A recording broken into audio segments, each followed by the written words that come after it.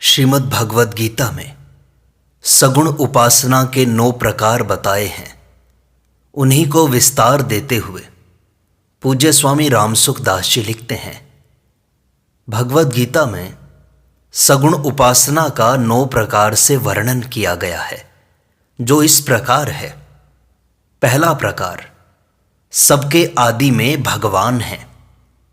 जो मनुष्य मेरे को अजन्मा, अनादि और संपूर्ण लोकों का महान ईश्वर मानता है, वह संपूर्ण पापों से मुक्त हो जाता है। मैं संपूर्ण जगत का निमित्त कारण तथा उपादान कारण हूं, अर्थात सबका आदि कारण हूं। दैवी प्रकृति के आश्रित महात्मा लोग मुझे संपूर्ण प्राणियों का आदि और अविनाशी जानकर अनन्य मन से मेरा भजन करते हैं। इस प्रकार भगवान की उपासना करने से भगवान की सिद्धि में, भगवान की प्राप्ति में गति होती है। भगवान को ही सबका आदि माने। दूसरा प्रकार है, सब में भगवान है। श्रीमद् भगवद गीता में श्री कृष्ण कहते हैं, जो सब में मेरे को देखता है उसके लिए मैं कभी अदृश्य नहीं होता। जो संपूर्ण प्राणियों में मुझे स्थित देखता है, मैं अव्यक्त रूप से संपूर्ण जगत में व्याप्त हूं। प्राणियों के अंतःकरण में आत्मा रूप से मैं ही स्थित हूं। वह परमात्मा सबके हृदय में स्थित है। मैं ही प्राणियों के हृदय में अंतर्यामी रूप से स्थित हूं। ईश्वर संपूर्ण प्राणियों के हृदय में स्थित है इत्यादि। भगवान को सब में मानने से कि सब में भगवान है, इस प्रकार की भावना करने से, उपासना करने से प्रभु की प्राप्ति का मार्ग खुलता है। तीसरा प्रकार है, सब भगवान में है। जो सबको मेरे में देखता है, वह मेरे लिए कभी अदृश्य नहीं होता। यह संपूर्ण संसार धागे में सूत की मणियों की तरह मेरे में ही ओतप्रोत है, जिसके अंतर्गत संपूर्ण प्राणी हैं। सब प्राणी मेरे में ही स्थित हैं।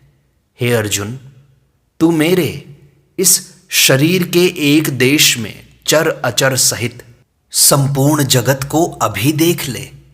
अर्जुन ने देवों के देव भगवान के शरीर में एक जगह स्थित अनेक प्रकार के विभागों में विभक्त संपूर्ण जगत को देखा। हे देव, मैं आपके शरीर में संपूर्ण देवताओं को, प्राणियों को, कमलासन पर बैठे हुए ब्रह्मा जी को, शंकर जी को, ऋषियों को और दिव्य सर्पों को देखता हूं। इस प्रकार सब भगवान के अंदर ही समाये हुए हैं। इस प्रकार की भावना करने से भगवान की सगुण उपासना होती है।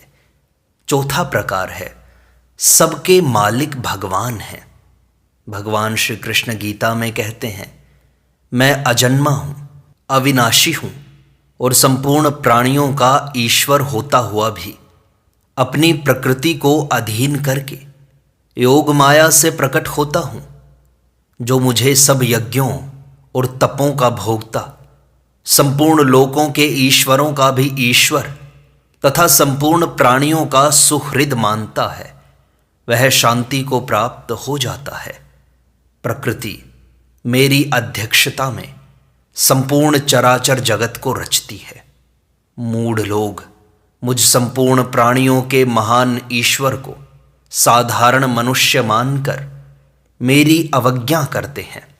संपूर्ण योगों के महान ईश्वर भगवान श्री कृष्ण ने अर्जुन को अपना परम ऐश्वर्य विराट स्वरूप दिखाया। इस प्रकार सबके मालिक भगवान हैं।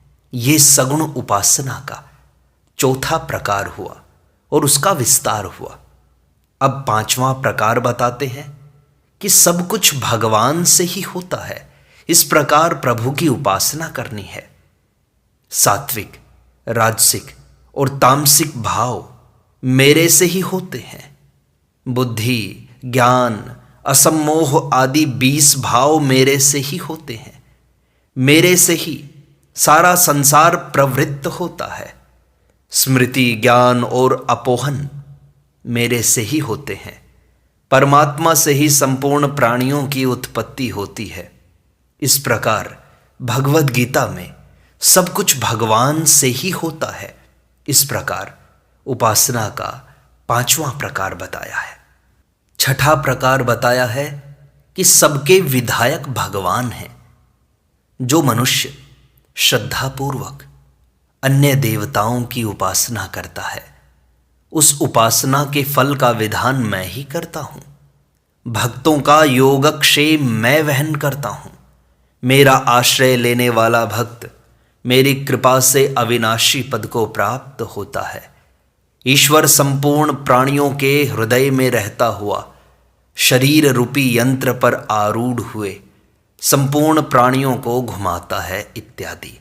इस प्रकार यह भाव कि सब कुछ जो भी हो रहा है सबके विधायक भगवान हैं, ये सगुण उपासना का छठा प्रकार है। 7वां प्रकार है कि सबके आराध्य भगवान ही हैं। इसका वर्णन गीता में किया है कि तीनों वेदों में कहे हुए सकाम अनुष्ठान को करने वाले मनुष्य यज्ञों के द्वारा इंद्र रूप से मेरा ही पूजन करते हैं। जो मनुष्य अन्य देवताओं की उपासना करते हैं वे वास्तव में मेरी ही उपासना करते हैं, पर करते हैं अविधि पूर्वक, अर्थात वे उन देवताओं के रूप में मुझे नहीं मानते। निर्गुण निराकार की उपासना करने वाले अंत में मुझे ही प्राप्त होते हैं। इस प्रकार इन सबका भाव ये है कि सबके आराध्य अंत में भगवान ही होते हैं। 8वां भाव है कि सबके प्रकाशक भगवान हैं। सूर्य, चंद्रमा और अग्नि में मेरा ही तेज प्रकट होता है, अर्थात इनको मैं ही प्रकाशित करता हूं। इस प्रकार श्रीमद् भगवद गीता में भगवान श्री कृष्ण इस बात को स्पष्ट करते हैं कि सबके प्रकाशक भगवान हैं। सगुण उपासना का 9वां प्रकार है सब कुछ भगवान ही हैं। सब कुछ वासुदेव ही हैं।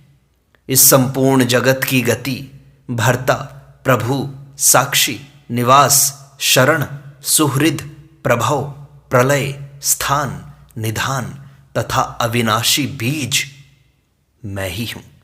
सत और असत भी मैं ही हूं। हे जगन निवास, सत और असत आप ही हैं तथा सत असत से परे भी आप ही हैं। उपर्युक्त सभी उपासनाओं का तात्पर्य यह है कि सबके बीज, आधार, प्रकाशक, स्वामी, शासक एक भगवान ही हैं, परंतु साधकों की रुचि, योग्यता और श्रद्धा विश्वास की विभिन्नता के कारण उनकी उपासनाओं में भेद हो जाता है। तत्व से कोई भेद नहीं है, क्योंकि परिणाम में संपूर्ण उपासनाएं एक हो जाती हैं। जैसे भूख सबकी एक ही होती है और भोजन करने पर तृप्ति भी सबको एक ही होती है, पर भोजन की रुचि सबको अलग अलग होने के कारण भोज्य पदार्थ अलग अलग होते हैं। और जैसे मनुष्यों के वेशभूषा, रहन सहन, भाषा आदि तो अलग अलग हैं, पर रोना और हंसना सबका एक ही होता है, अर्थात दुख और सुख सबको समान ही होते हैं। ऐसे ही भगवत प्राप्ति की भूख, भगवत प्राप्ति की अभिलाषा और भगवान की अप्राप्ति का दुख सभी साधकों का एक ही होता है।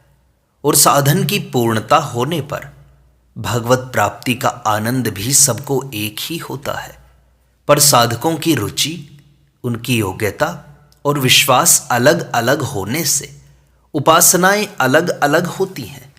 उपासना के आरंभ में साधक के भाव और योग्यता की प्रधानता होती है और अंत में सिद्धि में तत्व की प्रधानता होती है।